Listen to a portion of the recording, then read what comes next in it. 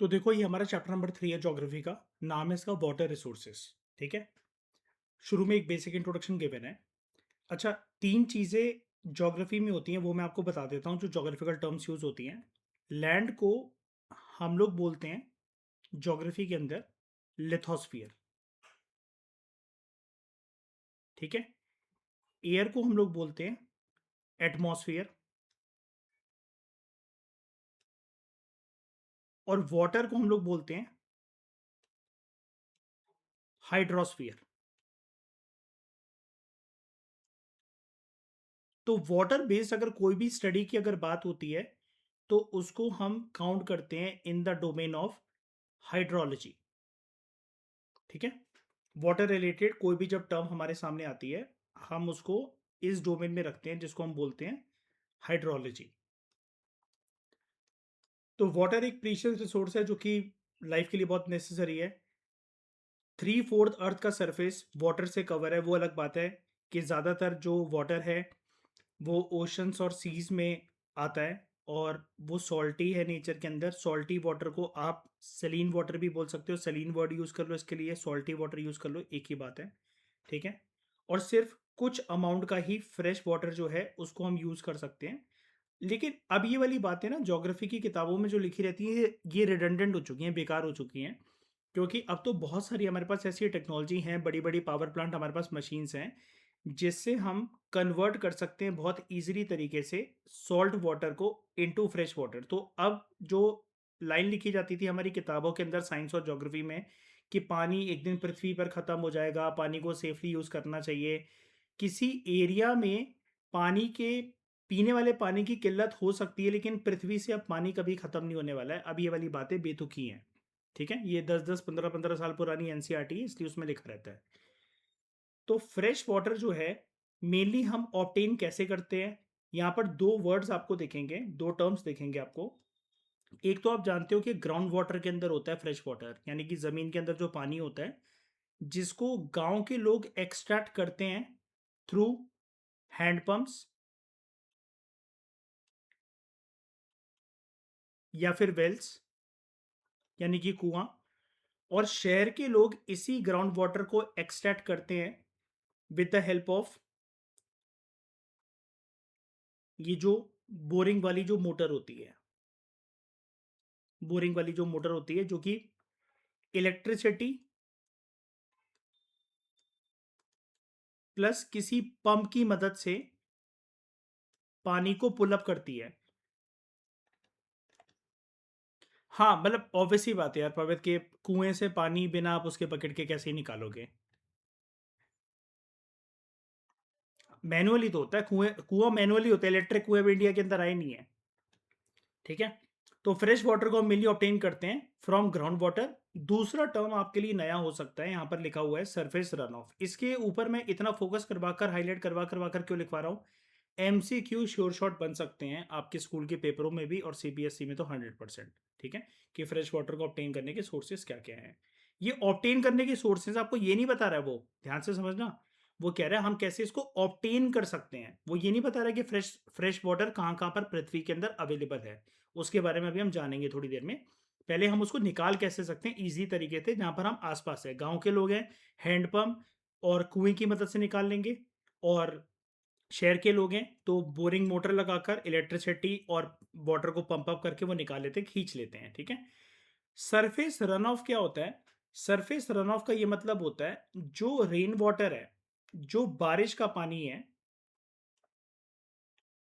अगर वो किसी एक माउंटेन से खिसक रहा है या किसी एक हिल से, पहाड़ से खिसका हुआ आ रहा है, खिसकता हुआ आ रहा है।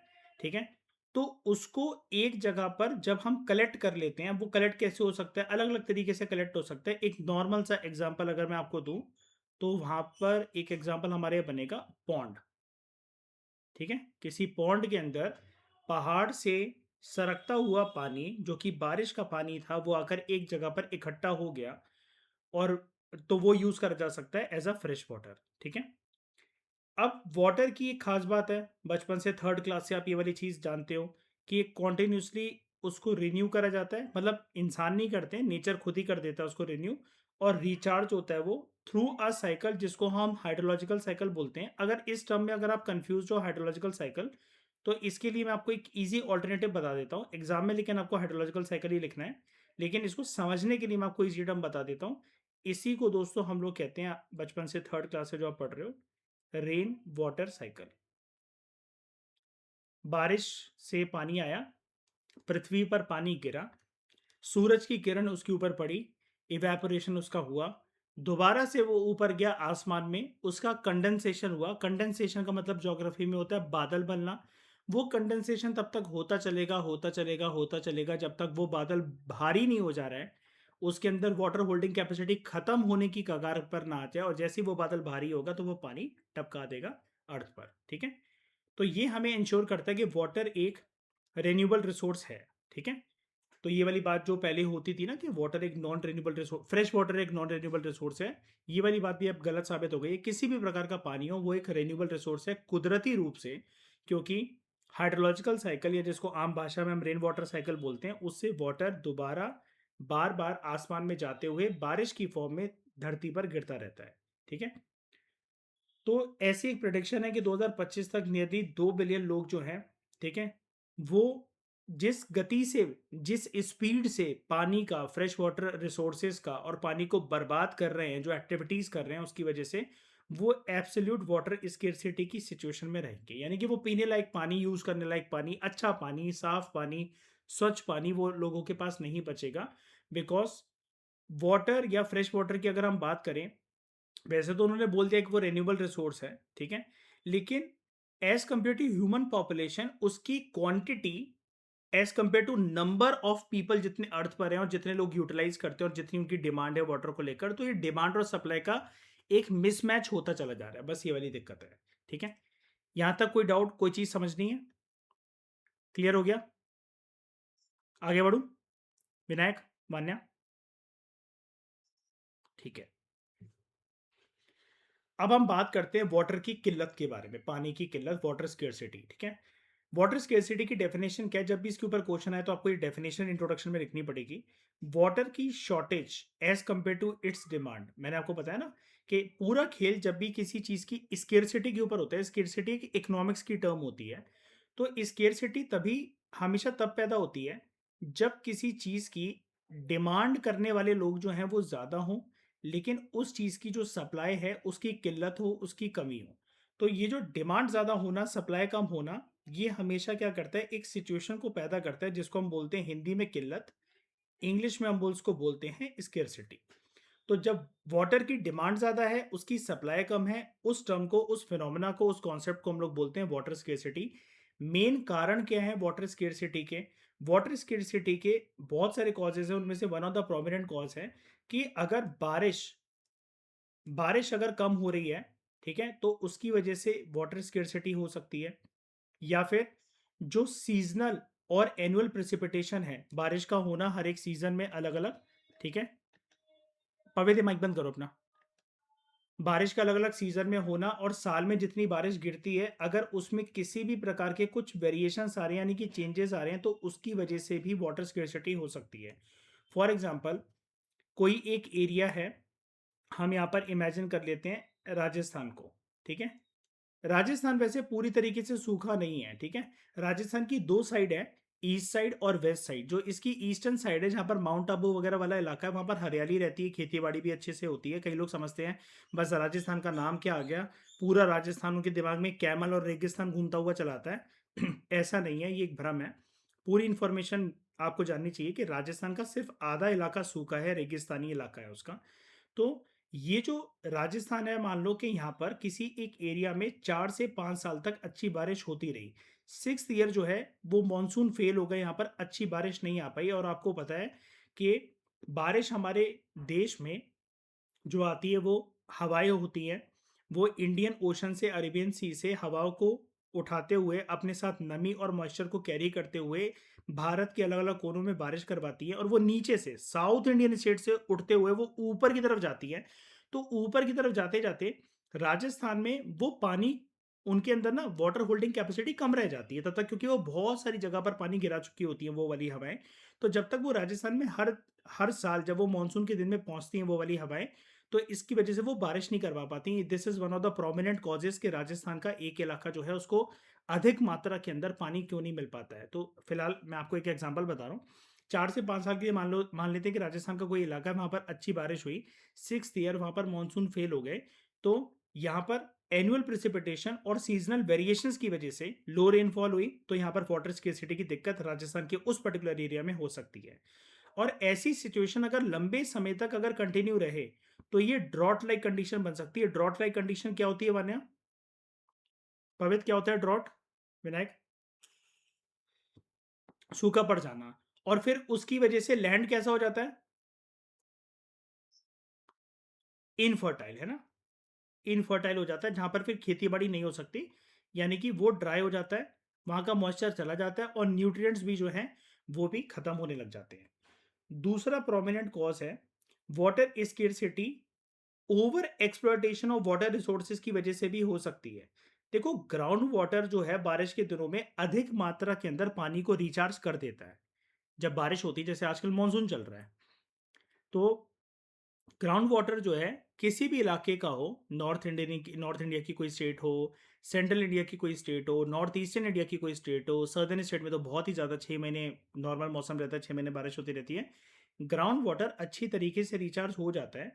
लेकिन इंसान के ओवर एक्सप्लॉयटेशन की वजह से, बहुत ज़्यादा यूज़ करने की वजह से, और सबको इक्वल एक्सेस नहीं मिल पाता, जिसको हम unequal access to water resources कहते हैं डिफरेंट डिफरेंट सोशल ग्रुप्स में। इसकी वजह से भी वाटर स्केर्सिटी की दिक्कत होती है। अब देखो, मैं यहाँ पर आपको एक दिल्ली का ही एग्जांपल दे देता हूँ कि दिल्ली दिल्ली में ही आपको ये unequal access to water resources का फिनोमेना कैसे देखने को मिल सकता है। दिल्ली के आप कुछ इलाके देखो जो दिल्ली की पॉश सोसाइटीज़ हैं, वहाँ पर आपको कभी भी पानी की किल्लत देखने को नहीं मिलेगी। आप नॉर्मल एरिया ही इमेजिन कर लो। आप जैसे जनकपुरी को देख लो, ठीक है? जनकपुरी में अगर मैं एक परसेंटेज के बेसिस पर बात करूँ, एक मंथली परसेंटेज के बेसिस पर बात करूँ कि 30 दिनों में से 80% दिन वहाँ पर पानी की सप्लाई रहती है।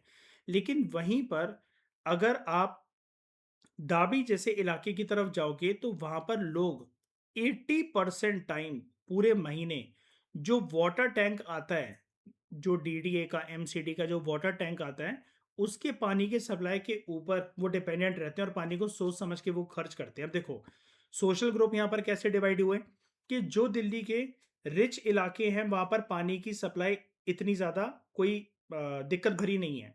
लेकिन वहीं पर जो सो कॉल्ड अंडर डेवलप्ड इलाके हैं, या फिर जहाँ पर पुअर पॉपुलेशन रह रही है, या फिर इतनी वेल ऑफ पॉपुलेशन नहीं रह रही है, वहाँ पर पानी इतनी अधिक मात्रा के अंदर पहुँच नहीं पाता अच्छे तरीके से। ठीक है? तो ये चीज़ ये मतलब हमारा दूसरा कारण है, ठीक है? कि क्यों वाटर स्केर्सिटी की दिक्कत जो है वो रहती है।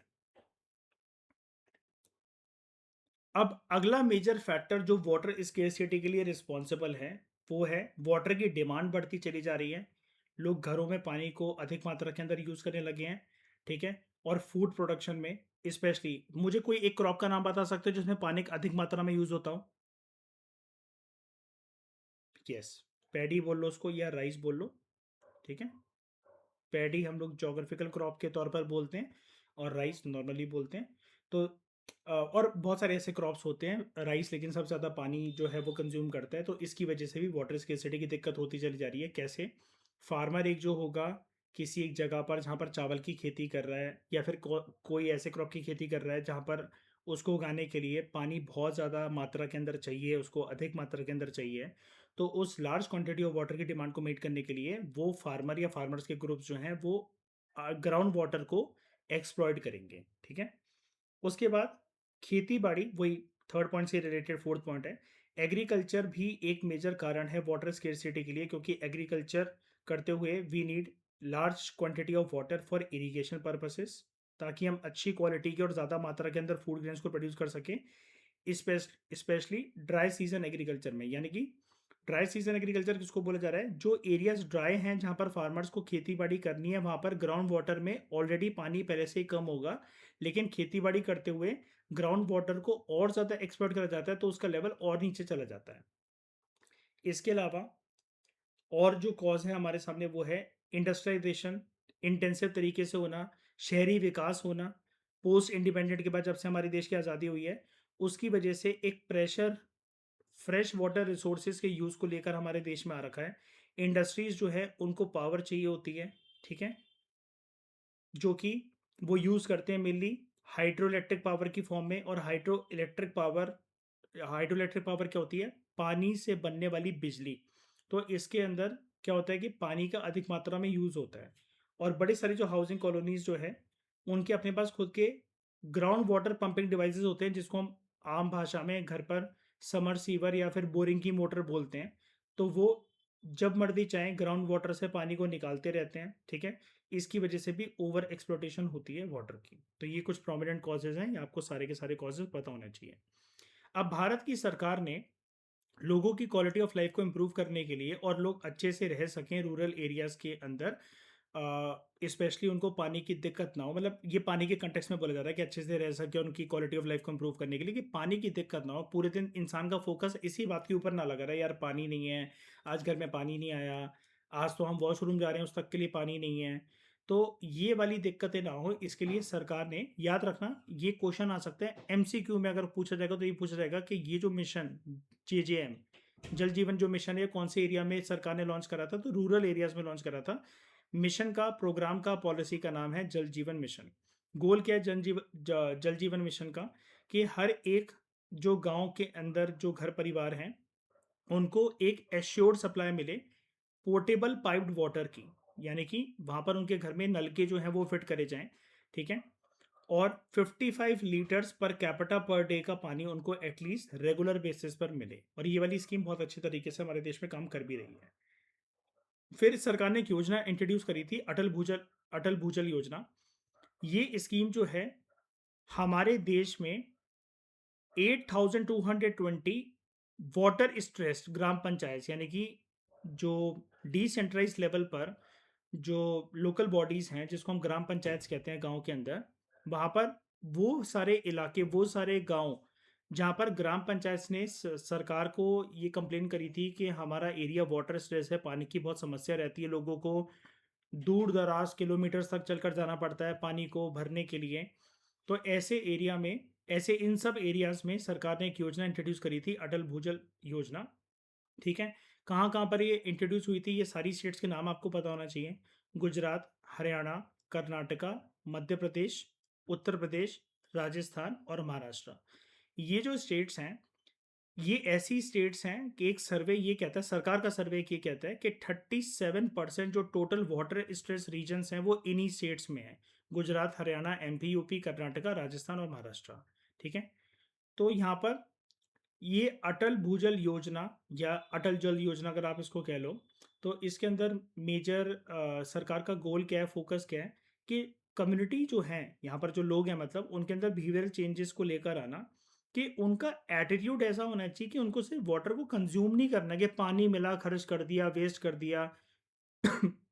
हाँ, ऐसे यहाँ पर रहने वाले लोगों की कंप्लेंट हो सकती है कि दूसरी जगहों के, दूसरे स्टेट्स के लोग भी तो पानी को इतना वेस्ट करते हैं, लेकिन सरकार ये समझाना चाहती है यहाँ के लोगों को कि आपको ये समझना पड़ेगा कि आपके जो इलाके हैं वो वाटर स्ट्रेस इलाके हैं। जैसे अब ये स्कीम गुजरात में लॉन्च हुई, तो गुजरात में हर जगह पर लॉन्च नहीं हुई है स्कीम। जो गुजरात के अच्छे इलाके हैं जैसे गांधीनगर वगैरह, वहां पर कोई नीड थोड़ी ना है, क्योंकि ये तो हम पहली बात कर चुके हैं, ये ग्राम पंचायत के अंदर लॉन्च हुई है वाली स्कीम। वो भी ऐसी ग्राम पंचायत जो कि वाटर स्ट्रेस्ड है। तो पूरे, ना तो पूरे गुजरात में, ना तो पूरे यूपी में, ना तो पूरे एमपी में ये वाली स्कीम नहीं चल रही है। सिर्फ इन स्टेट्स में, उन जगहों पर चल रही है जो कि वाटर स्ट्रेस इलाके हैं। और सरकार का ये मानना है कि हमें लोगों के अंदर बिहेवियरल चेंजेस लाने चाहिए, लेकिन लोग सिर्फ वाटर को कंज्यूम ना करें, स्मार्ट तरीके से वाटर मैनेजमेंट भी करें। अब मुझे वान्या एक पॉइंट बताओ, विनायक एक पॉइंट बताओ कि स्मार्ट तरीके से वाटर मैनेजमेंट कैसे हो सकती है? इस पॉइंट को कैसे जस्टिफाई करें कि स्मार्ट वाटर मैनेजमेंट क्या होती है और कैसे आ सकती है? जो मैं तुमसे पूछा पहले वो बताओ।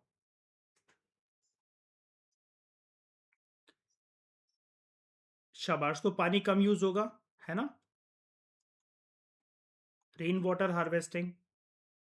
हम ऐसा भी कह सकते हैं, एक विनायक एक चीज जानते होगे, पवित्र आपने सुना होगा, ड्रिप इरिगेशन, है ना? बूंद बूंद करके जो है क्रॉप को जितना पानी चाहिए सिर्फ उतना ही पानी देना चाहिए। वो, हाँ, वान्या ने बोला, वान्या आपने क्या बोला? रेन वाटर हार्वेस्टिंग ना? हाँ। रेन वाटर हार्वेस्टिंग क्या होता है? रेन वाटर हार्वेस्टिंग पवित्र, वान्या के पॉइंट को एलैबोरेट करो, क्या मतलब होता है रेन वाटर हार्वेस्टिंग का? उसको हम कलेक्ट करेंगे, लेकिन एक बात बताओ, रेन वाटर तो यार पीने लायक होता नहीं है, यूज करने लायक होता नहीं है, तो फिर क्या करेंगे कलेक्ट करके? ये तो बहुत गंदा पानी आता है। यस, हम उसको प्लांट में डालेंगे। हर पानी पीने के लिए या फिर बदन को धोने के लिए नहीं होता, हम उसको प्लांट वगैरह के अंदर भी डाल सकते हैं। और कोई पॉइंट किसी का? वैसे ही पूछ रहा हूँ, मतलब जितना आपने बोला उतना सही है, वैसे ही पूछ रहा हूँ। कोई और पॉइंट आ रहा है दिमाग के अंदर?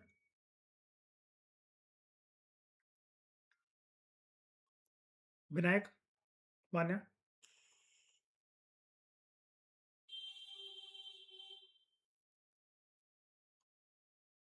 जो टैप वाटर है, हम ये भी तो कह सकते हैं वाटर मैनेजमेंट ही तो करनी है हमें स्मार्ट तरीके से। अगर टैप वाटर इनके घरों में लग भी जाए कल को तो इनको ये इंश्योर करना चाहिए कि वहां पर किसी भी प्रकार की कोई लीकेज ना हो, और अगर लीकेज हो भी रही है तो उसको अच्छे से एकदम क्विकली तरीके से एड्रेस करा जाए, है ना, कि पानी मतलब बेफालतू में टप टप करके बर्बाद ना हो रहा, क्योंकि पॉइंट सारा का सारा घुमा फिरा कर यही है, वाटर स्ट्रेस्ड एरियाज हैं ये, ठीक है। अब हमें नीड क्या है वाटर कंजर्वेशन और मैनेजमेंट की? हाँ, इससे पहले वन्य तुम बताओ, तुम्हारा क्या डाउट था? तुम्हें बस दो टॉपिक पढ़ाओ ना, डाउट तुम्हारा पहले आ जाता है। हाँ, बताओ। पर कैपिटा क्या होता है इकोनॉमिक्स में? पर कैपिटा क्या होता है? विनायक बताना इसको, इकोनॉमिक्स में पर कैपिटा क्या होता है?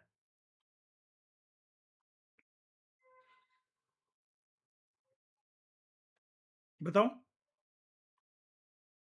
ये वाला पूछ रहे हो ना, 55 litres per capita per day, पर पर्सन। ठीक है, पर पर्सन इतना मिलना चाहिए। अब नीड क्या है वाटर कंजर्वेशन मैनेजमेंट की? लोगों को सेफगार्ड करना फ्रॉम हेल्थ हजार्ड्स, जो कि टॉक्सिक वाटर को पीने की वजह से होता है। अच्छा, वाटर में किस किस प्रकार की टॉक्सिसिटी हो सकती है? सबसे खतरनाक टॉक्सिसिटी कौन सी होती है पानी के अंदर की? अगर वो वाली मिलावट हो जाए तो बहुत सारे लोगों की जान जा सकती है। नहीं नहीं, वाटर के अंदर, वो तो आप बारिश की बात कर रहे हो। लेकिन कौन सा केमिकल, कौन सा मेटल? देखो, कुछ भी। ये जो मेटल्स है ना, मेटल्स अगर पानी के अंदर हों तो ये हमारे लिए कार्सिनोजेनिक साबित हो सकते हैं, जिससे कैंसर हो सकता है। और उसमें सबसे खतरनाक पानी के अंदर जो टेस्ट करा जाता है वो करा जाता है लेड। ठीक है। उसके बाद, अभी कुछ भी मत बोलो। जिंक कहाँ से आ जाएगा पानी के अंदर? जिंक जिंक भारी होता है। नहीं, कहाँ से आ जाएगा? मम्मी क्या मतलब तुम्हारे कड़े मतलब पीस पीस के डालेंगी पानी के अंदर? है, जिंक कहाँ से आ जाएगा? जिंक जानते हो मेटल क्या होती है? तो उसके बाद है फूड सिक्योरिटी को इंश्योर करना। ठीक है। अच्छा, फूड सिक्योरिटी कैसे इंश्योर हो सकती है? क्योंकि अच्छा खाना, अच्छे खाने की पैदावार, अच्छे फूड क्रॉप्स तभी प्रोड्यूस हो पाएंगे जब पानी भरपूर मात्रा में एक किसान के लिए अवेलेबल रहेगा।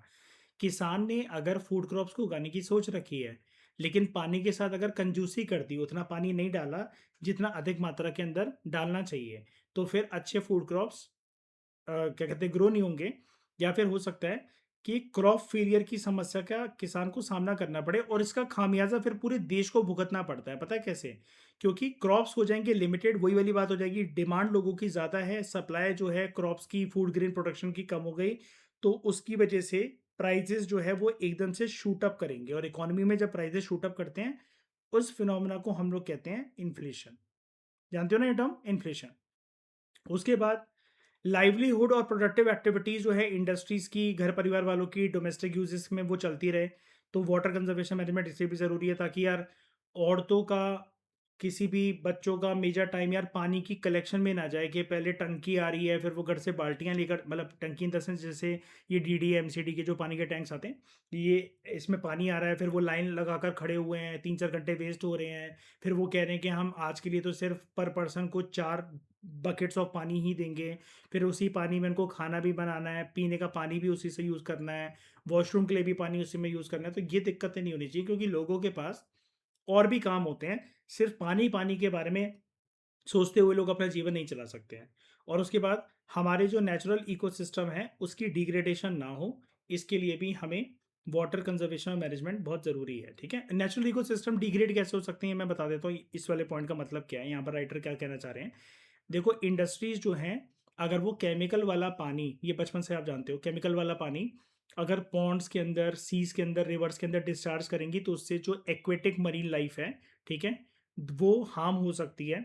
और फिर अगर इंसान जो हैं जो नॉन वेजिटेरियन फूड खाते हैं, अगर वो ऐसे फूड को कंज्यूम करेंगे जहाँ पर उस तालाब के अंदर, उस नदी के अंदर टॉक्सिन्स जो थे वो मिक्स हो रखे थे, तो वो जानवर भी उससे इफेक्ट हो गए उस टॉक्सिसिटी से। और नॉन वेजिटेरियन फूड को कंज्यूम करने के बाद इंसानों की जो हेल्थ है वो खराब हो सकती है, क्योंकि वो सारे टॉक्सिन्स, वो सारे मेटल्स, वो सारे केमिकल्स जो एक मछली के पेट में गए हैं, क्रैब्स के पेट में गए हैं, लॉबस्टर के पेट में गए हैं, वो फिर इंसान जब उनको कंज्यूम करेगा तो वो भी बीमार हो सकता है और उसको कैंसर जैसी बीमारियां हो सकती हैं। ठीक है। तो हाइड्रोलॉजिकल साइकिल की डेफिनेशन यहाँ पर गिवन है। ये एक ऐसी साइकिल होती है जहाँ पर वाटर सर्कुलेट करता है from the land to the sky and back again. इसको हम नॉर्मल वाटर साइकिल या फिर रेन वाटर साइकिल भी कहते हैं, मैंने आपको पहले ही बता दिया। ठीक है।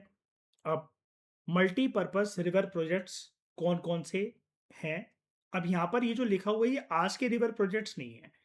यहाँ पर जो आपको इन्होंने पूरा का पूरा टॉपिक दे रखा है, अगर आप एनसीईआरटी में भी देखोगे, इंपॉर्टेंट है, काफी बच्चे इसको इग्नोर करते हैं हर एक साल, लेकिन इससे क्वेश्चन बन सकता है। जो हमारा एंशियंट इंडिया था, जिसको आप कहते हो बीसीई का जमाना, बिफोर कॉमन एरा या फिर बिफोर क्राइस्ट का जमाना, वहां से लेकर मेडिवियल इंडिया के ज़माने तक अलग अलग राजाओं, महाराजाओं, सल्तनत के लोगों ने, जो मुसलमान शासक थे भारत के अंदर, उन्होंने अलग अलग dams, canals, multipurpose irrigation projects अपने ज़माने में, ताकि उनके ज़माने में खेती बाड़ी अच्छी चले, तो कौन से बनवाए थे जो आज भी अवेलेबल हैं। वहां पर पानी नहीं है लेकिन उसके ट्रेसेस, उसका स्ट्रक्चर, उनका इंफ्रास्ट्रक्चर आज भी अवेलेबल है। तो सबसे पहले तो आपको एक वर्ड बोला जा रहा है, ये जो मल्टीपर्पस रिवर प्रोजेक्ट जो होते हैं, इसको आप यहाँ पर, या फिर आप ऐसा समझो, जहां पर आप पानी को स्टोर कर सकते हो। नॉर्मली तो आप आज के समय में दो चीजें जानते हो जहां पर आप पानी को स्टोर कर सकते हो इंफ्रास्ट्रक्चर बनाकर। एक आप बचपन से नाम सुन रहे हो, कैनाल सिस्टम, और दूसरा आप जानते हो डैम्स के बारे में। अगर आप सारे ऐसे इंफ्रास्ट्रक्चर को कंबाइन कर दो जहां पर लोग पानी को स्टोर कर सकते हैं, ऐसे स्ट्रक्चर्स को हम लोग बोलते हैं हाइड्रोलिक स्ट्रक्चर।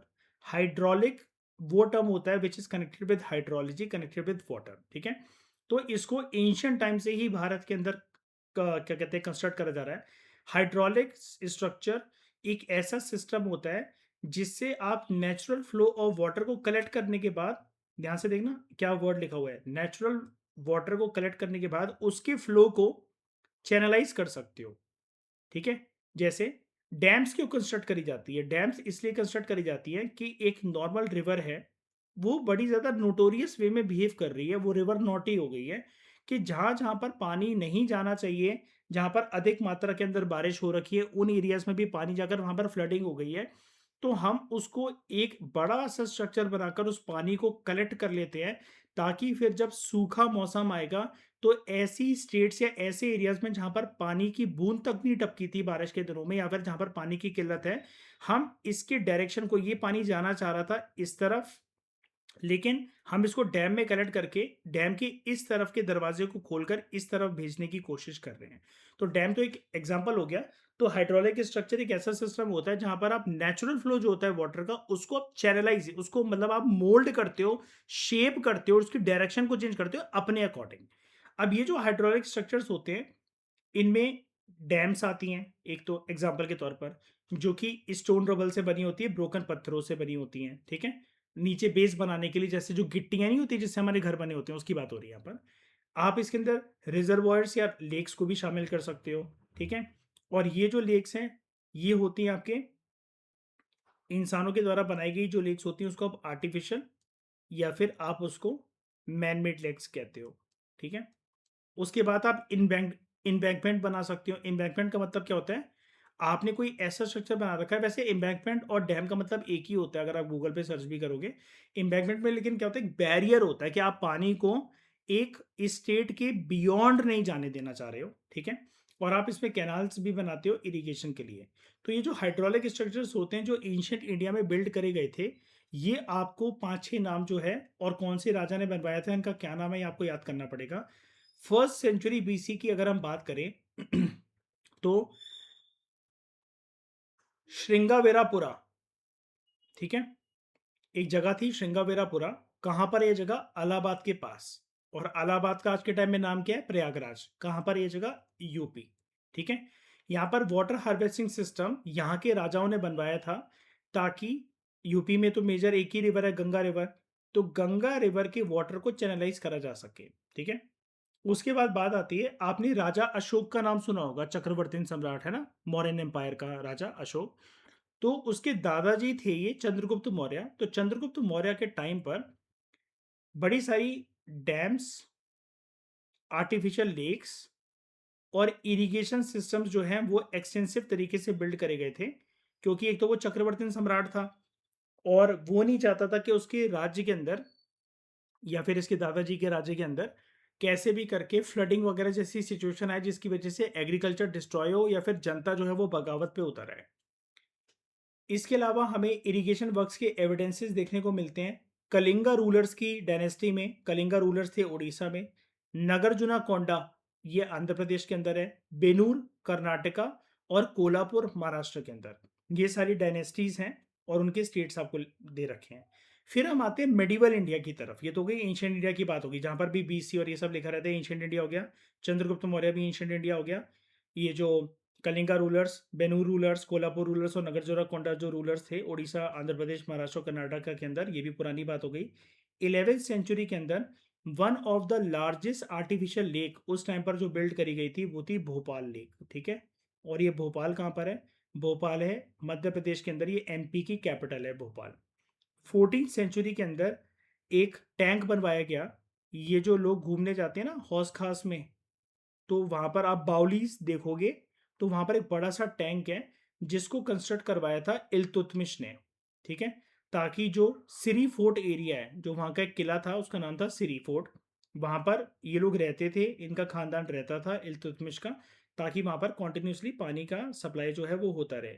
और मॉडर्न इंडिया के अंदर जो ट्रेडिशन है हाइड्रोलिक स्ट्रक्चर को कंटिन्यू करने का, वो कंटिन्यू रहा, लेकिन फिर ये स्ट्रक्चर थोड़े से ग्रैंड हो गए, थोड़े से बड़े हो गए और उसको नाम दिया गया डैम्स। हिंदी में हम इसको बांध कहते हैं।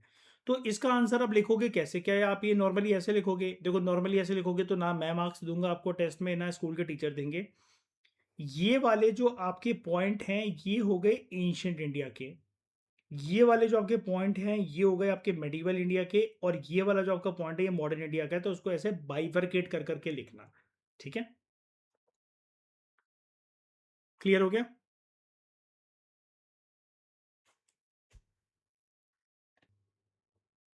फिर हमें बताया जा रहा है डैम्स को ओरिजिनली बनाया गया था ताकि हम रिवर को रेगुलेट कर सकें और रेन वाटर को कलेक्ट कर सकें, जिससे एग्रीकल्चर फील्ड्स को हम पानी दे सकें। मैंने अभी आपको बताया ना डैम्स की वाटर को चैनलाइज करा जाता है, पानी जाना चाह रहा है इस डायरेक्शन में, लेकिन हम भेजना चाह रहे हैं उसको इस डायरेक्शन में। और ये वाली डायरेक्शन में क्यों भेजना चाह रहे हैं? क्योंकि ये ड्राई है। और यहाँ पर क्यों नहीं भेजना चाह रहे हैं? क्योंकि अगर यहाँ पर और ज़्यादा पानी चला गया तो यहाँ पर फ्लडिंग कंडीशंस जो हैं वो क्रिएट हो जाएंगी। आज के समय में डैम्स जो है वो बहुत सारे पर्पसेस के लिए बिल्ड करी जाती है, जैसे बिजली बनाने के लिए जिसको हम हाइड्रो इलेक्ट्रिसिटी कहते हैं, घरों में और इंडस्ट्रियल यूजेस के लिए पानी सप्लाई करने के लिए, फ्लड को कंट्रोल करने के लिए, वही वही वाली चीज़ के पानी का डायरेक्शन जो है वो एक जगह पर जाना चाह रहा है हम, लेकिन उसको दूसरी जगह पर भेजना चाह रहे हैं। ठीक है।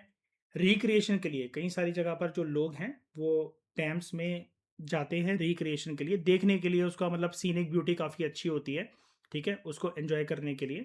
तो यहाँ पर अगर आप देखो, हाँ, नज़ारे अच्छे होते हैं, और ऐसा नहीं कि आपको डैम पे जाके वहीं पर जाकर खड़ा होना है। यहाँ पर भी एक बैरियर टाइप, एक बाउंड्री टाइप वो बनाई जाती है। जैसे ये जगह को अगर आप देखो, अगर आप इसके बीचों बीच में यहाँ पर जाके खड़े हो जाओ, ये पूरी सी एक रोड है प्रॉपर तरीके से, तो ये जो व्यू है यहाँ का, तो ये लोगों को अच्छा लगता है यार ऐसा व्यू। ठीक है। तो रिक्रिएशन वगैरह के लिए भी लोग जो जाते हैं, जितने स्टेट से ट्रैवल कर रहे हैं, उनको किसी ने बोला कि इस बार ये डैम पर होकर जाना, जैसे यहाँ पर एक डैम बन रखी है, अब आप यहाँ पर खड़े होकर इस पूरी सीनिक व्यू का चारों तरफ का नज़ारा ले सकते हो, तो इसके लिए भी इसको बनाया जाता है। ठीक है। उसके बाद इनलैंड नेविगेशन के लिए, इनलैंड नेविगेशन देखो क्या होता है, एक होती है नेविगेशन के, आपने शिप्स को और बोट्स को लिया और इंटरनेशनल माल को आप पहुंचा रहे हो, लेकिन कंट्री टू कंट्री के अंदर भी, स्टेट टू स्टेट भी आप शिप्स और बोट्स को चलाते हो। अब ये चीज़ आप दिल्ली में रहकर नहीं समझ सकते, लेकिन अगर आप सदर्न स्टेट्स में रह रहे होते तो केरला से कर्नाटका तक, कर्नाटका से आंध्र प्रदेश तक, आंध्र प्रदेश से तमिलनाडु तक जो सामान जाता है वो जनरली बोट्स और छोटी-छोटी शिप्स के थ्रू जाता है, ठीक है? तो वहाँ पर जो इन डैम्स के थ्रू ये जो पानी जाता है, यहाँ से जो है वो बोट्स और शिप्स अपने सामान को कैरी करने लग जाती हैं एक जगह से दूसरी जगह, ठीक है? तो वो होता है आपका एक इनलैंड नेविगेशन, यानी कि कंट्री के अंदर ही स्टेट टू स्टेट के बीच में सामान जो है वो जा रहा है, वो सप्लाई हो रहा है। और फिश ब्रीडिंग के लिए भी ये एक अच्छे ग्राउंड्स होते हैं कि मछलियों को एक जगह मिल जाती है कि जहाँ पर कोई भी ह्यूमन एक्टिविटी फिर उनको डिस्टर्ब नहीं करेगी उनके ब्रीडिंग ग्राउंड्स को। तो इसलिए हम इन सारे प्रोजेक्ट्स को मल्टीपर्पज़ प्रोजेक्ट्स कहते हैं, ठीक है? अब ये जो मल्टीपर्पज़ रिवर प्रोजेक्ट्स हैं, इसको आज़ादी के बाद ही हमारे देश की सरकारों ने लॉन्च करना शुरू कर दिया था, ताकि इंडिया को डेवलपमेंट और प्रोग्रेस के रास्ते पर पहुँचाया जाए, ठीक है? हमारे जो पहले प्रधानमंत्री थे पंडित जवाहरलाल नेहरू, उन्होंने बोला था कि मल्टीपर्पज़ रिवर प्रोजेक्ट जो है, वो मॉडर्न इंडिया के मंदिर हैं। तो ये लाइन आपको आ सकती है आपके बोर्ड के एग्ज़ाम के टाइम पर एमसीक्यू की फॉर्म में कि किसने मल्टीपर्पज़ रिवर प्रोजेक्ट्स को या फिर डैम्स को, मतलब डैम्स भी मल्टीपर्पज़ रिवर प्रोजेक्ट के अंदर ही आ जाएगा। टेम्पल्स ऑफ मॉडर्न इंडिया बोला तो आपका आंसर आपको पता होना चाहिए पंडित जवाहरलाल नेहरू ने, ठीक है? उन्होंने इसलिए बोला कि अगर हम इन मल्टीपर्पज़ रिवर प्रोजेक्ट्स को अगर कंबाइन कर दें एग्रीकल्चर की डेवलपमेंट के साथ, गाँव की तरक्की जो है वो करने लग जाएँ, रैपिड तरीके से इंडस्ट्रियलाइज़ेशन करें और ग्रोथ करें अर्बन इकोनॉमी की, तो ये ओवरऑल इंडिया की प्रोग्रेस एंड डेवलपमेंट के लिए ये मल्टीपर्पज़ रिवर प्रोजेक्ट जो है वो रिस्पॉन्सिबल होंगे, ठीक है? तो इस डिस्कशन में फिलहाल इतना ही। Thank you very much for discussion.